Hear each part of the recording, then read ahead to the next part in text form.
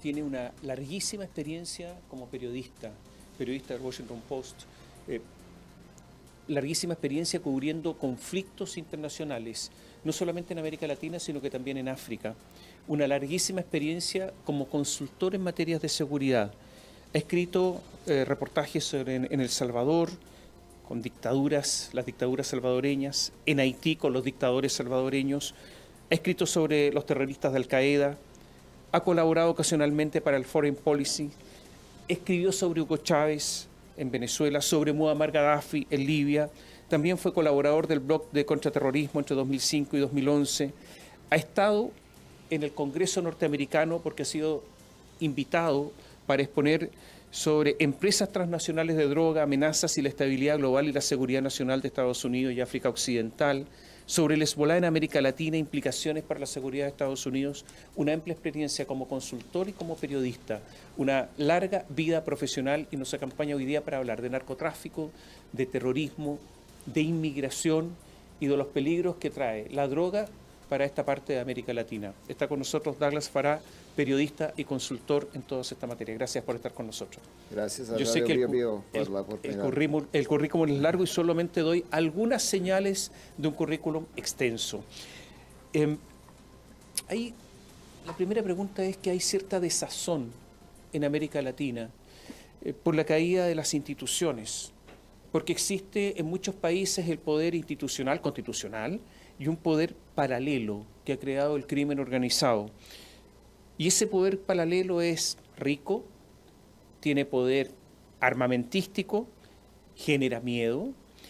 Y algunos dicen que si África importa poco en el mundo, América Latina está importando solo un poquito más, porque algunos lo dan como un continente perdido, que somos el continente del narcotráfico. O sea, si alguien tuviera que dar una característica desde Río Grande, en México, hasta Ushuaia, Punta Arenas, en el sur, la característica es el continente del narcotráfico. ¿Estoy equivocado? Esto es así. Bueno, hay mucho más, obviamente, para América Latina que el narcotráfico.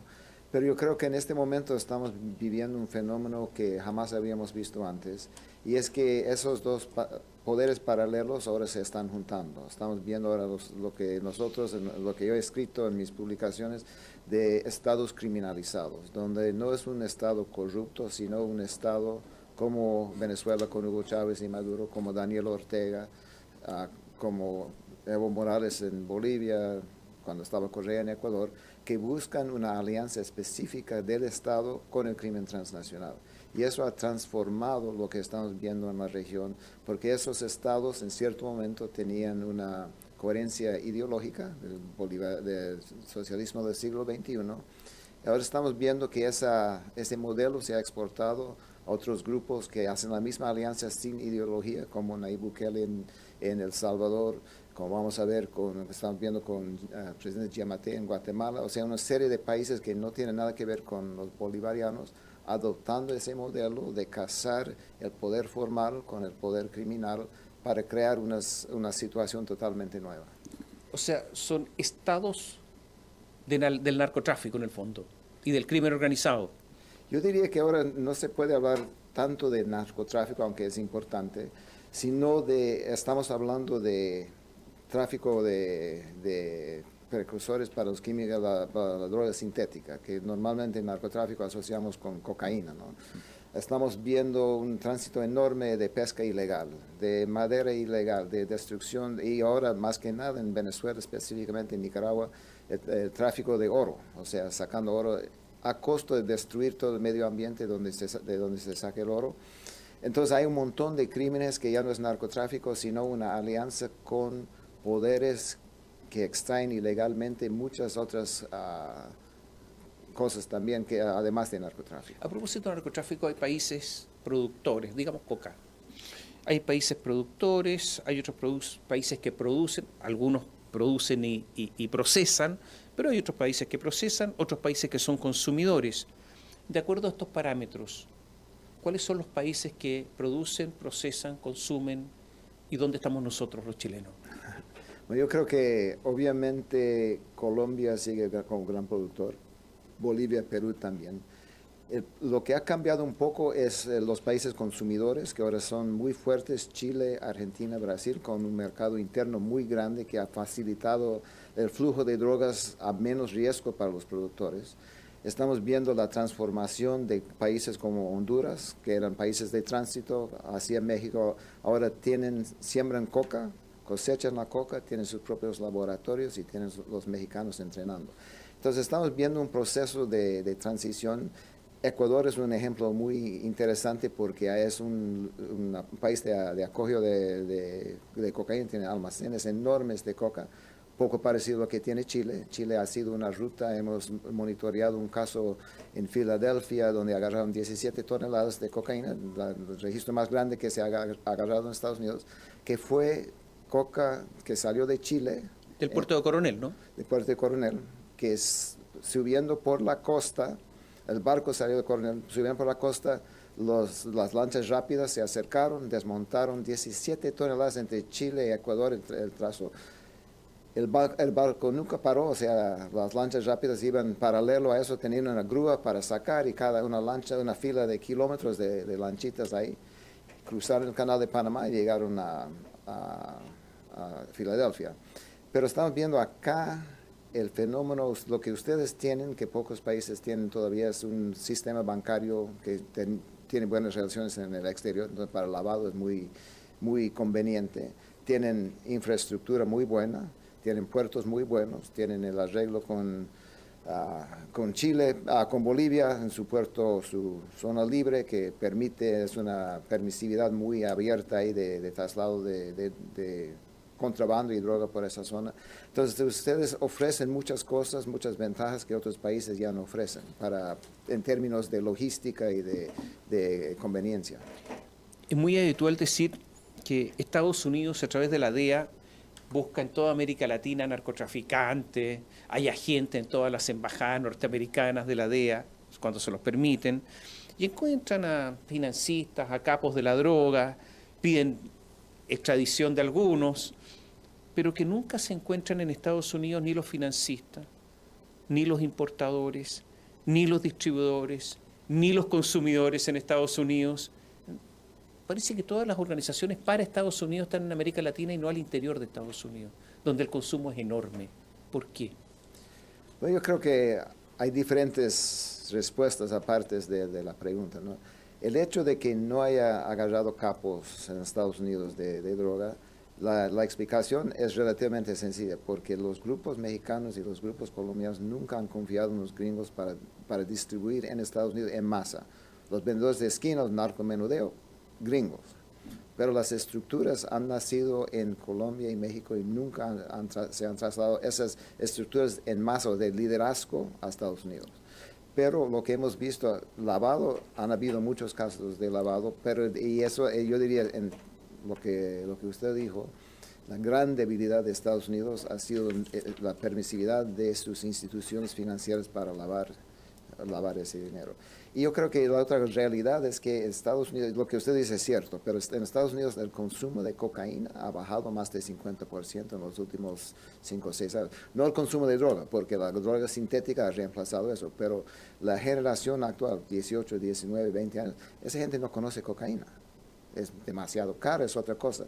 Entonces, la realidad es que el consumo masivo ahora es Europa, la ex Unión Soviética, Australia, están experimentando una ola masiva de consumo y los mercados internos acá, Chile, Brasil, Argentina, que es un número 4, 5, 6 en la lista de consumo per cápita en el mundo, han creado otros mercados. Claro, Estados Unidos consume bastante, sí, o sea, no digo que no consume, pero la tendencia de mover el mercado hacia donde va el dinero, o donde el mercado es más rico, ellos siguen un kilo de coca en Miami se vende $17,000.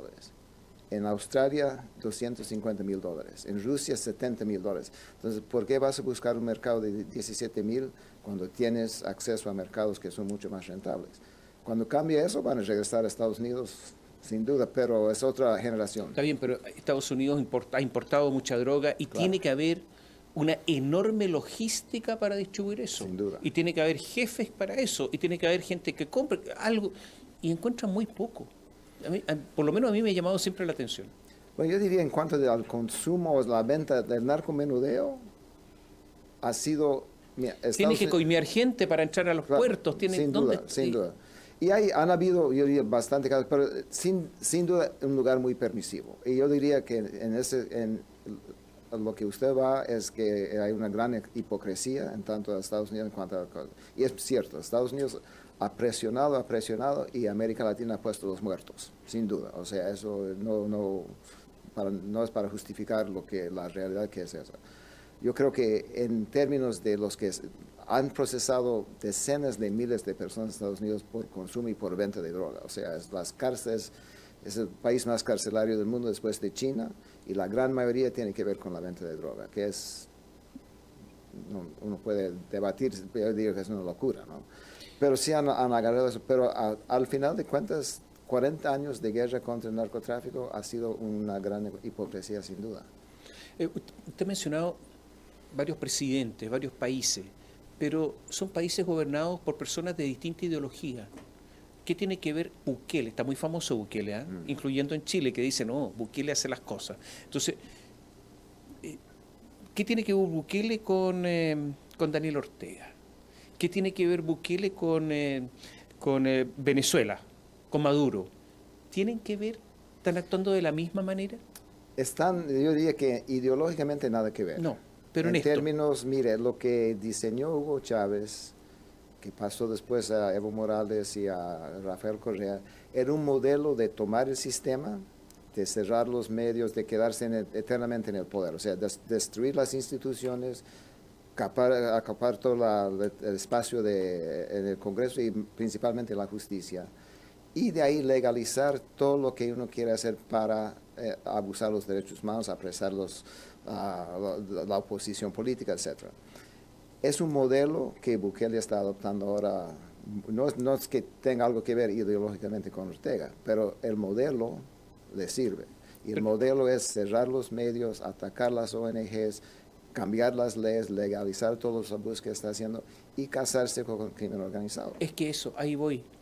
Gente de derecha o populistas dirán otro, gente de izquierda, los dos se casan con los movimientos criminales, con las organizaciones criminales. Exacto. Y es un fenómeno relativamente nuevo, ¿no? ¿Bukele llegó a acuerdo con organizaciones criminales? Claro que sí. Y con las ¿No es verdad que esté atacando a las maras? No, es un juego de pantalla fantástico, muy largo para describir a fondo, pero básicamente él tiene una alianza muy fuerte con las maras. Lo que ha hecho es agarrar, según él, 53,000 mareros. No hay 53,000 mareros en el país. Ha agarrado mucha gente, la gran mayoría que no tiene nada que ver. Los que ha desfilado ahí, muchos ya estaban en la cárcel, los saca, hemos apresado otros 10,000 y son los 10,000 que ya estaban adentro. Y los pandilleros del MS-13 básicamente quieren estar dentro de la cárcel, o sea, gobiernan el país desde la cárcel. Y el control territorial de lo que habla Bukele es un control territorial, no de las Fuerzas Armadas, no de la policía, es un control territorial negociado con las maras. Ellos dan control territorial. Y cuando no puede pagar el gobierno lo que les debe en esos casos específicos, permite que la mara cobra en coca que es decomisado por el Estado para narcomenudeo y para venta. Entonces, es una característica de estos gobiernos de derecha o de izquierda, es que dominan las redes sociales, crean una narrativa completamente ficticia, pero dominante.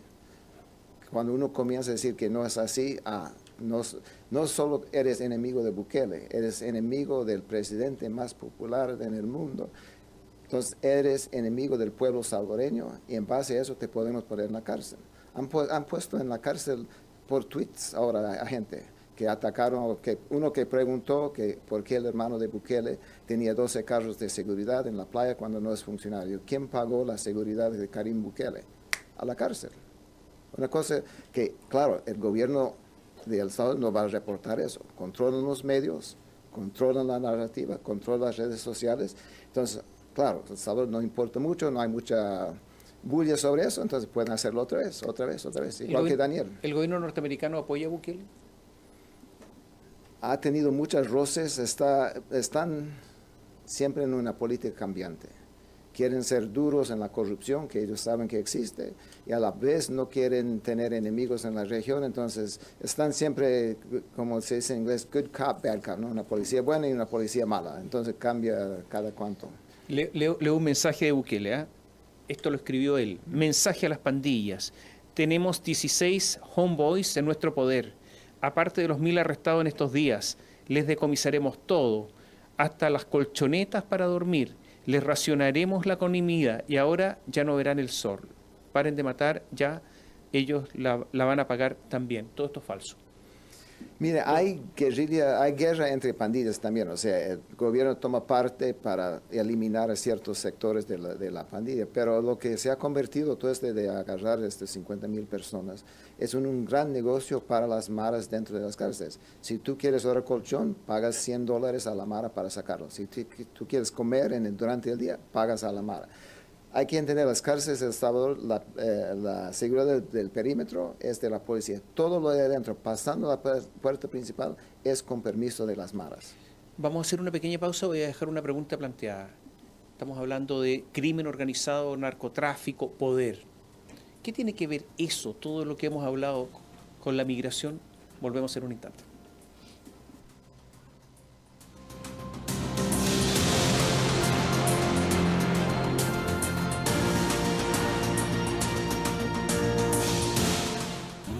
De lunes a viernes, pasadas las 10, continúa tu mañana con el Expreso Biobío. Lo que está pasando y los temas más relevantes los conocemos y escuchamos al instante. Acompáñate y viaja junto a nosotros. Expreso Biobío.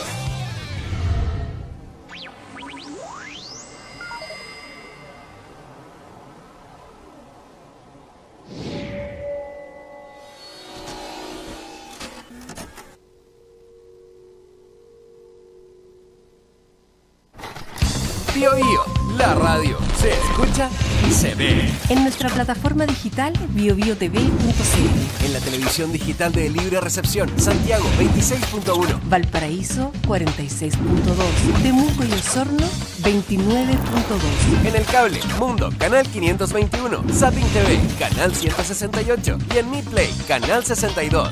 Biobío, la radio. 43 estaciones. Ahora se ve.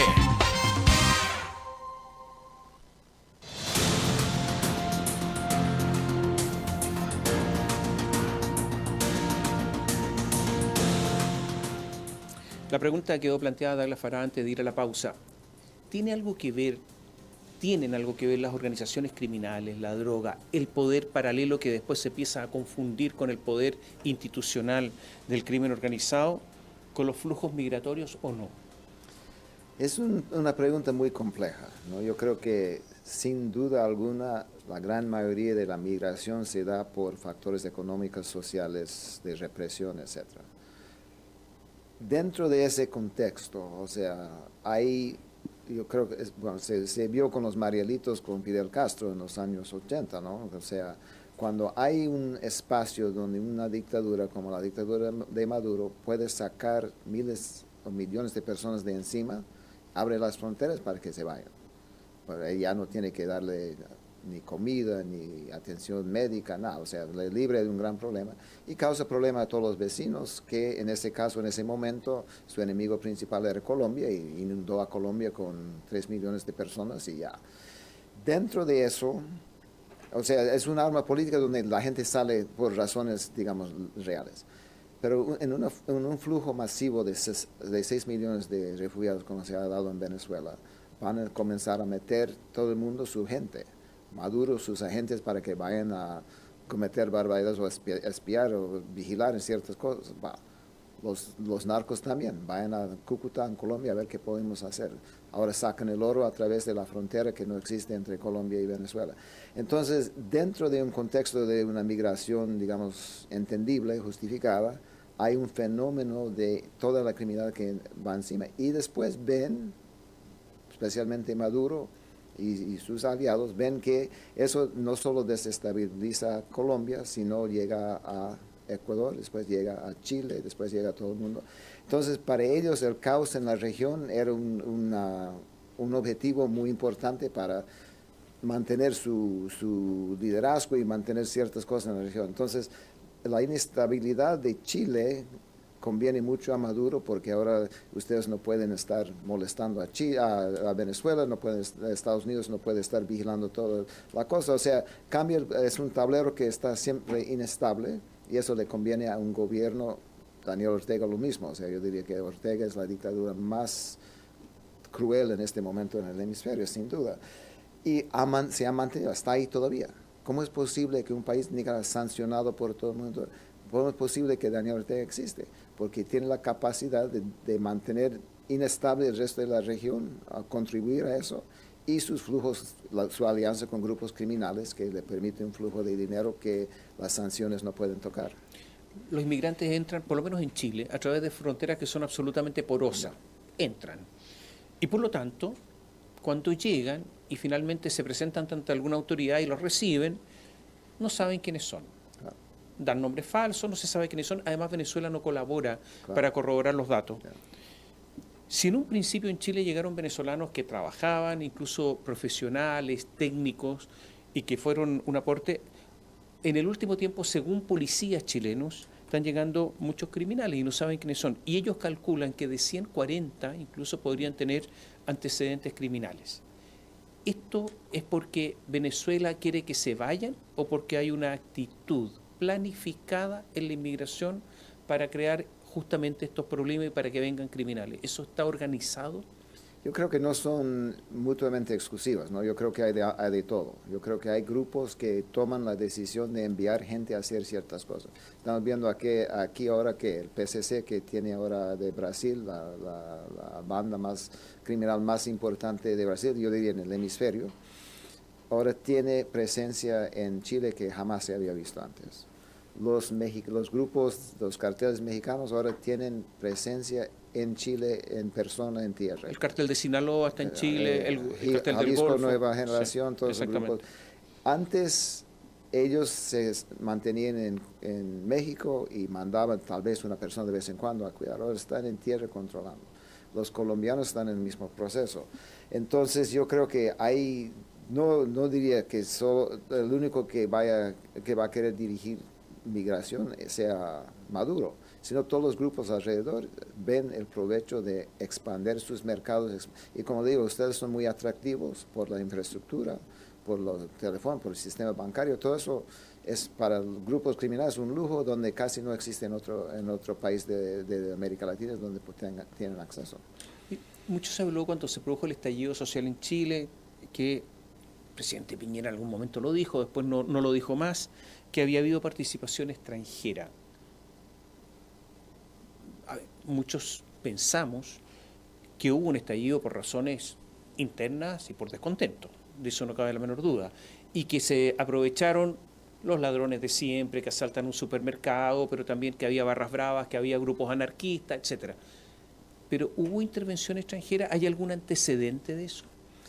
Mire, yo creo que según lo que nosotros hemos investigado, queda muy claro que lo que usted dice al principio, o sea, la gran mayoría del estallido era nacido de acá por razones explicables, con razones hasta justificables que hay protesta social.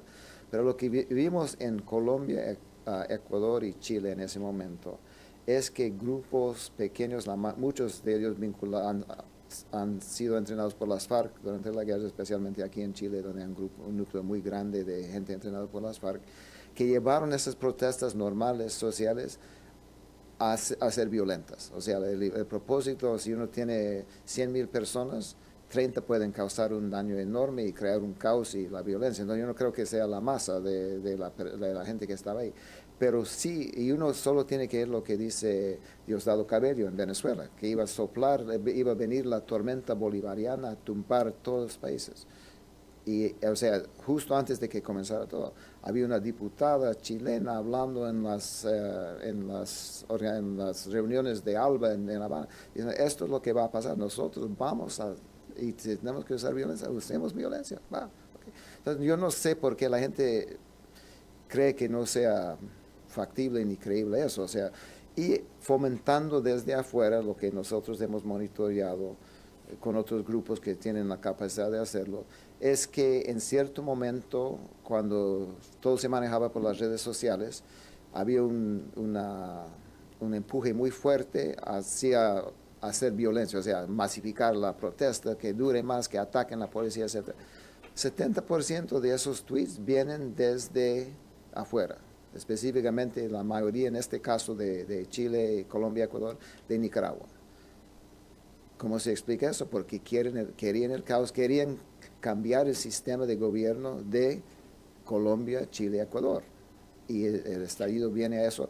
O sea, nacido acá, sin duda, pero la parte que llevó a la violencia que no se había visto antes era eso. Y la gran mayoría de los medios sociales pidiendo que no ataquen a la policía, que sean pacíficos, 80% de esos tweets vinieron de los países de origen de donde estaban las manifestantes. Entonces uno ve desde afuera un empuje muy fuerte para mantener la violencia y un empuje no tan fuerte porque no habían tantos, que no son tampoco que sea tan gente, tienen granjas de troles y todos que manejan miles de cuentas y parece una cosa que no es. ¿Hay influencia rusa En Chile en Chile? hay una presencia no estatal rusa muy fuerte, muy vinculado al Estado ruso.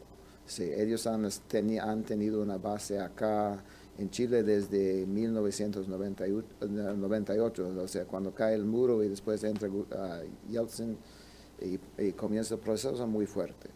Entonces, y tienen una venta de tecnología de vigilancia muy sofisticada que se vende desde Chile, ¿no? Entonces, O sea, ¿es posible comprar alta tecnología rusa en Chile? por el internet con sedes rusos que están acá. Que están acá, sí.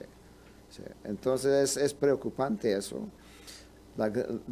Algunos están disfrazados de entidades no estatales, pero entrando a los archivos y todo de Rusia se ve que, o sea, hasta algunos han puesto en sus páginas web los permisos de los servicios de inteligencia rusa, de las Fuerzas Armadas rusas, de operar a nombre de ellos. Entonces, si eso no es Estado, pues, ¿qué ¿Hay es? influencia iraní? Hago esta pregunta porque llegaron aviones iraníes, no se sabe quiénes son los tripulantes, ni quiénes son los pasajeros, ni cuál es la carga, qué hacían en Chile. No es un avión, ha habido varios vuelos, no se sabe nada. ¿Hay actividad iraní en Chile?